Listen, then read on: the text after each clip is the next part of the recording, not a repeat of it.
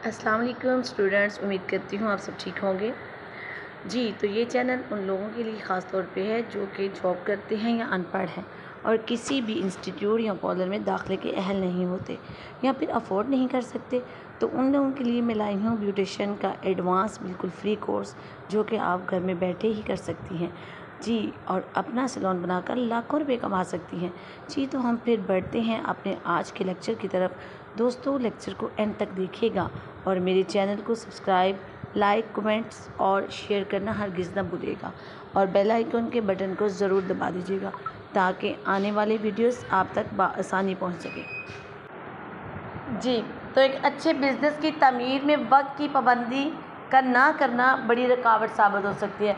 यानी कि अगर आप अपना अच्छा बिज़नेस चाहते हैं कि आपका बिज़नेस जो है वो ज़्यादा से ज़्यादा बढ़े, ज़्यादा से ज़्यादा आपको इनकम आए, तो उसके लिए अगर आप वक्त की पाबंदी नहीं करेंगे तो उसके लिए क्या होगा, वो आपके लिए वो रुकावट का सबब बन जाएगा और आपका बिज़नेस जो है वो लॉस की तरफ जाना शुरू हो जाएगा। अगर कोई मुलाज़िम मुसलसल देर से जो है काम पर आएगा और दिए गए टाइम टेबल को अगर वो फॉलो नहीं करेगा तो क्या होगा, बिज़नेस पर बुरा असर पड़ेगा। यानी कि आप अगर एज अ एम्प्लॉय हैं या आप अपना बिज़नेस कर रहे हैं तो आपको क्या करना चाहिए कि आपने वक्त की पाबंदी करनी चाहिए, आपको करना पड़ेगी। कोई भी बिज़नेस है, आप ज़रूरी नहीं है सैलून ही है, आप कोई भी बिज़नेस करते हैं तो उसके लिए आपका वक्त का पाबंद होना बहुत ज़रूरी है। और मुमकिना जो होते हैं मनफी नताइज का सामना करना पड़ता है। यानी कि मनफी नताइज वही हो गए ना स्टूडेंट्स, कि जो अगर आप टाइम की पाबंदी नहीं करेंगी, आपने टाइम को जो आपका टाइम टेबल है उसको फॉलो नहीं करेंगे, तो इससे क्या होगा कि आपको मनफी असरात वही आ जाते हैं कि आपका बिज़नेस लॉस में जाएगा। अब क्या है कि वक्त की पाबंदी की अहमियत, हाँ जी, वक्त की पाबंदी किसी भी बिज़नेस को लेके या किसी भी आप कहीं जॉब करते हैं उसको लेके वक्त की पाबंदी की क्या अहमियत हो सकती है।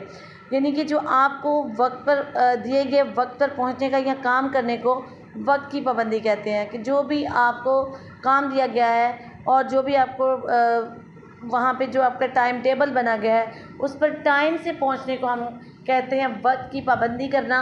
और वक्त की पाबंदी की अहमियत बहुत ज़्यादा है।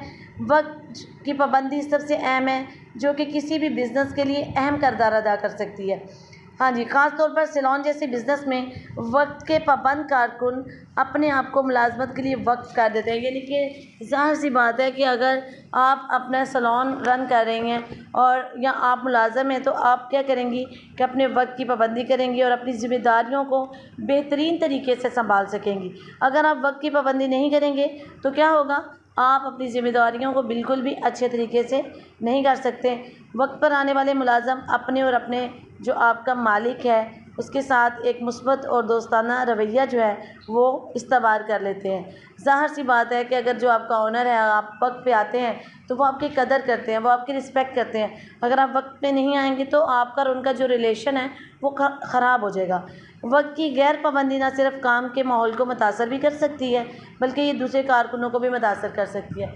दूसरे कारकुनों को इस सेंस में मुतासर कर सकती है कि अगर आप वक्त की पाबंदी नहीं करेंगे तो आपकी देखा देखी दूसरे वर्कर्स भी सोचेंगे कि अगर वो बंदा टाइम पे नहीं आ रहा तो हम भी नहीं जा रहे। तो इस तरह से क्या होगा कि आपका ओनर जो है वो आपका और उसका जो आपस में रिलेशन है वो ख़राब हो जाएगा और इस तरह से जो मनफी असरात आपके सामने आना शुरू हो जाएंगे। जब कारकुन वक्त के पाबंद हों तो वो काम को ज़्यादा मौसर अच्छे तरीके से कर सकते हैं। बिल्कुल ऐसे ही है कि जब आप वक्त के पाबंद होंगे तो आप काम को बहुत अच्छे और मौसर तरीके से कर सकेंगे। जैसा कि अगर कोई ब्यूटिशियन लेट आएगी तो हो सकता है कि क्लाइंट उसका इंतज़ार कर रही हो, लेकिन वो क्या होगा कि जब आपका वो इंतज़ार कर कर के चली जाएगी तो ये आपका एक जो है कि बैड इम्प्रेशन उसके ऊपर आ जाएगा। आप ये होना चाहिए कि जब आप पहले पहुंचे हुए हों अपने सैलून पे और फिर उसके बाद कस्टमर आना शुरू हो। लाइक अगर आपने 9 बजे का अपना टाइम रखा हुआ है सैलून की ओपनिंग का, तो 9 बजे से पहले आप आएँ और वहाँ पे आके अपना सारा जो है वो अरेंजमेंट्स करें, अपने वर्क स्टेशन को रेडी करें और सारी मामलात को दुरुस्त करते हुए, ताकि जब आपका क्लाइंट आए तो वो उसको आपका इंतज़ार ना करना पड़े। अब क्या होता है कि जब हम सैलून बनाते हैं तो वहाँ पे हमें मुख्तलिफ़ सर्विसेज भी देनी पड़ती हैं। जब हम मुख्तलिफ़ सर्विसेज देते हैं तो उसके लिए हमारा एक टाइम मुकर्रर होता है कि हमने ये सर्विस जो है वो इस टाइम पे जो है करनी है, इतने टाइम में हमने उसको कंप्लीट करना है। उसके लिए मैं आपको गाइड करती चलूँ कि फॉर एग्ज़ाम्पल अगर आपके पास वैक्सिंग आ जाती है, बाजुओं की आ जाती है, टांगों की आ जाती है, फुल बॉडी की आ जाती है। तो उसके लिए आपका जो टाइम है, आपका टाइम है 30 से 60 मिनट, यानी कि 30 मिनट से लेके 60 मिनट के अंदर अंदर आपने अपना वो सारा जो सर्विसेज हैं अपने क्लाइंट को देना है, वो सारा काम कर लेना आपने। और साथ साथ में आपने स्टैंडर्ड्स को भी फॉलो करना है। स्टैंडर्ड्स क्या होते हैं? स्टैंडर्ड्स होते हैं कि जब आपका क्लाइंट आता है तो आपका वर्क स्टेशन रेडी होना चाहिए। उसके लिए जो जो आपको रिक्वायरमेंट होते हैं, टूल्स एंड इक्विपमेंट्स, वो सारी चीज़ें आपने रेडी रखनी है। उसके लिए क्या है कि आपने फेशियल बैंड आपके पास होना चाहिए, अगर वो फेस की करवा रही है थ्रेडिंग, अगर टाल्कम पाउडर होना चाहिए, आपका वैक्स होना चाहिए, वैक्स हीटर होना चाहिए, एंटीसेप्टिक लोशन होना चाहिए, सूदिंग लोशन होना चाहिए। ये सारी चीज़ें आपके पास होनी चाहिए। इसके लिए मैं आपको, जब हम इसका प्रैक्टिकल करेंगे तो वो सारी चीज़ें जो है वो मैं आपको लिखवा भी दूँगी और दिखा भी दूँगी। हाँ जी, तो फिर उसके बाद है थ्रेडिंग। अगर आपके पास कोई थ्रेडिंग करवाने आता है, अपर लिप करवाने आता है और आईब्रो बनवाने आता है, तो उसकी टाइमिंग होती है 10 से 20 मिनट्स।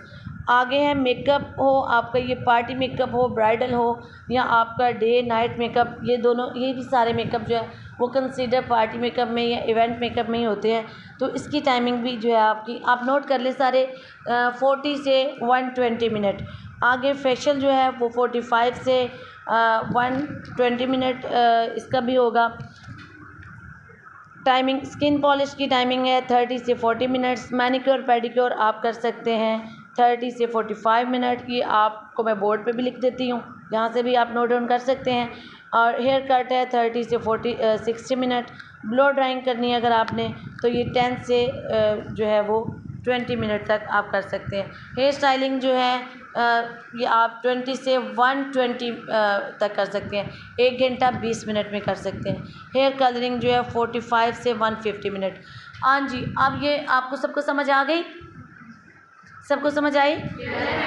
ओके, चलें अब मैं आपको मज़ीद बताती हूँ कि हमें अपने सैलॉन्स के लिए क्या क्या वक्त को किस तरह से मैनेज करना है और क्या प्लान्स करने हैं।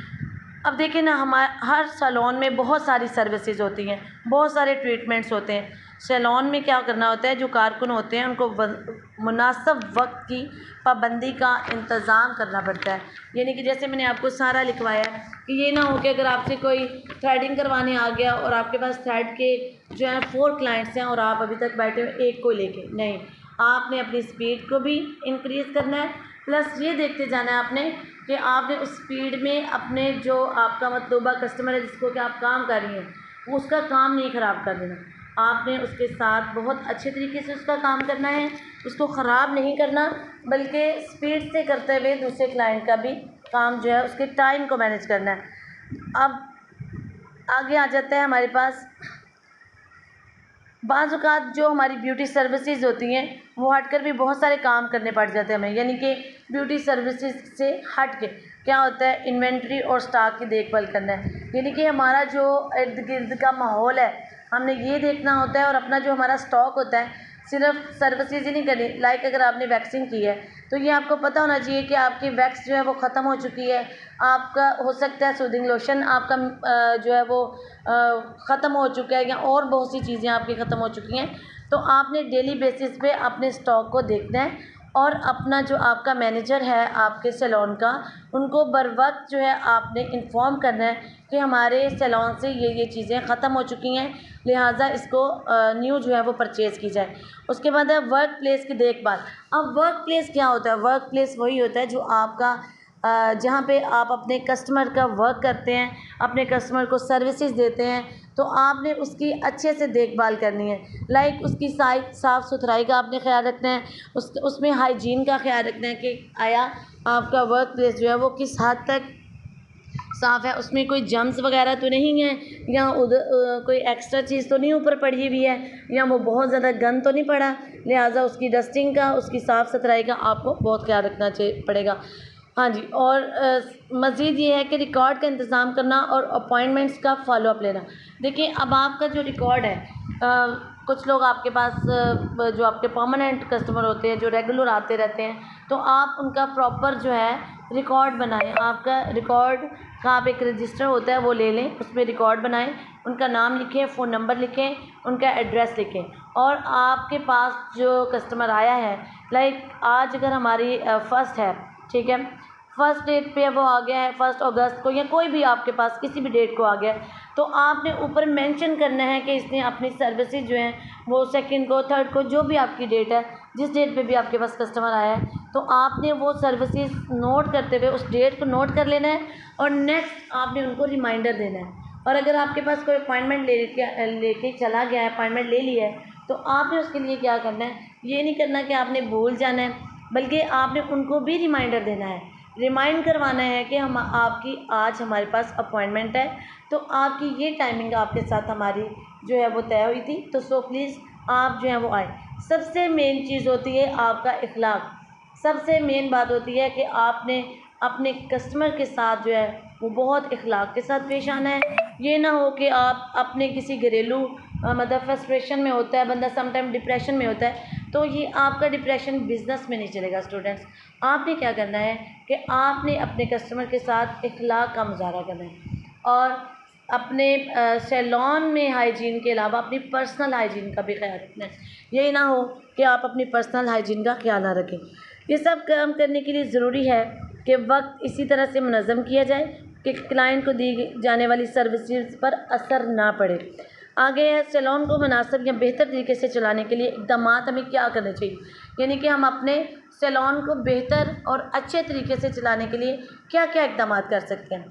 उसमें सबसे जो होता है पहले है कारकुनों की हाज़िरी चेक करनी चाहिए। लाइक जो जितने भी आपका ये एक मैनेजर आप में से हो सकता है कि कोई आप जैसे आप ओनर हैं, आप मैनेजर नहीं रखती हैं, मतलब आप स्टार्ट किया है, मैनेजर या रिसेप्शनिस्ट नहीं रखती, तो आपने खुद ही मैनेज करना हो, तो सबसे पहले आपने अपने वर्कर्स का चेक करना है, उनकी हाज़िरी को।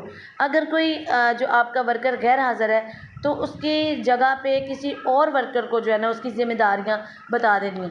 मतलब ड्यूटीज़ होती है ना कि कुछ ने देखना होता है कि कोई स्किन केयर की है, कोई हेयर की है, कोई मेकअप आर्टिस्ट है, तो आप देख लें आपके पास वैसे तो मोस्टली जो वर्कर होने चाहिए वो ऑलराउंडर होने चाहिए कि जो कि सभी को कोई भी कस्टमर आए उसको डील कर सके।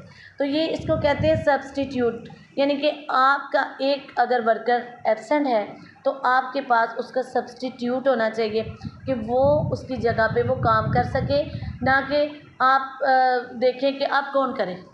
मतलब अब एक गैर हाज़िर है, क्योंकि इंसान को ज़िंदगी में मजबूरियाँ तो बन ही सकती हैं, कोई इंसान बग़ैर मजबूरी के तो नहीं है, तो सो आपने ये चीज़ जो है वो ज़रूर देख लेनी है।